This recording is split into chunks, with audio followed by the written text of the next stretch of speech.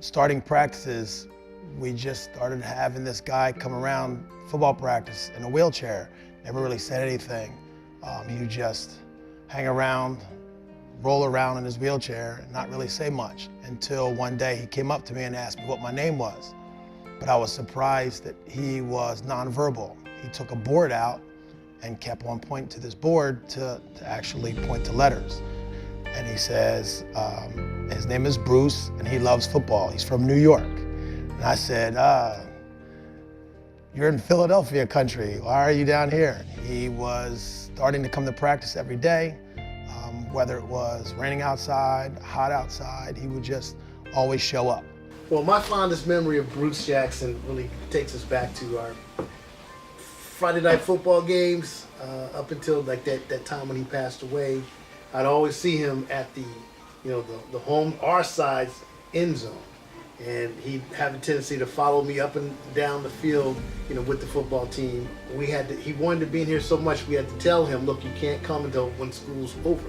Then you can come here. And as soon as school was out, he was in the hallways greeting kids, talking to them, or coming in here and then picking with me. But it was also good that he was coming around to practice, because we were telling our football players, like, they're complaining about running and doing workouts and practice, how long it was. And I always say, this guy never complains. He's in a wheelchair. Like, we went through like a lot of like work and stuff during wrestling. And he was like, he would kill to do all that, to be in his life that he had. It was like this like motivation, like use like what you have that like God gave you.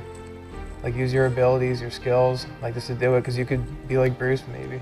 Just the fact that everyone was so motivated by him, he'd always, display good character, and he'd always support us every game.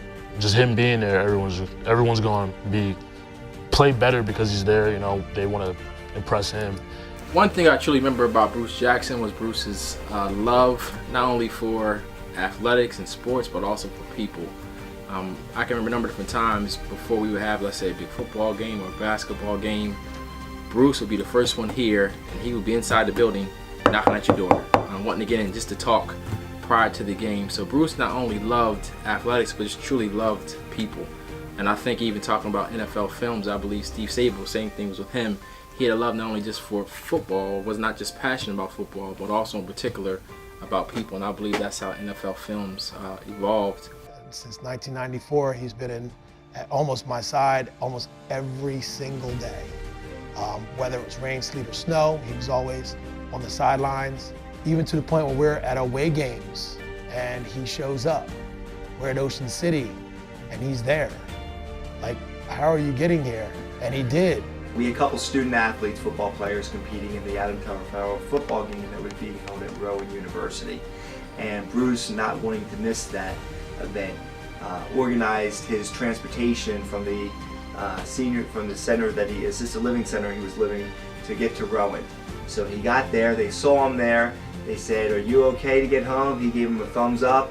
On the way home, the guys were talking to all the football players that hanging out, and they were driving down the Route 322, and they saw something on the side of the road, and they really weren't sure what it was, and they slowed down, and it was Bruce, who missed his ride and ended up was going to ride his wheelchair all the way down 321 and was planning on going on 55 to come home, and that actually tipped over, and they had to pick him up and put him in the back of the truck and then pick up his wheelchair, which weighed about 500-600 pounds, and put it in there. You always saw Bruce here. You always saw Bruce at Eastern High School.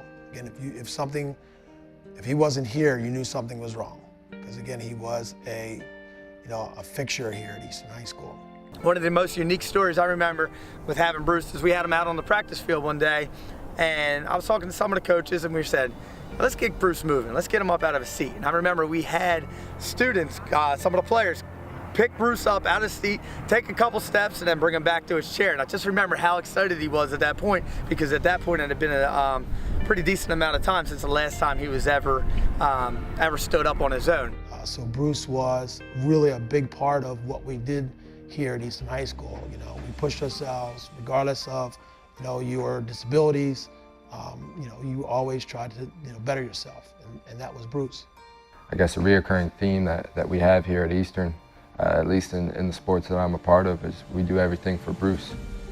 We win for Bruce, we compete for Bruce, we give everything that we have for Bruce, because we know that's what he would have done, that's what he did every day. Never let anything keep him from the things that he loved. He is someone who will never be forgotten at Eastern. He was Eastern's biggest fan. So, miss you, Bruce.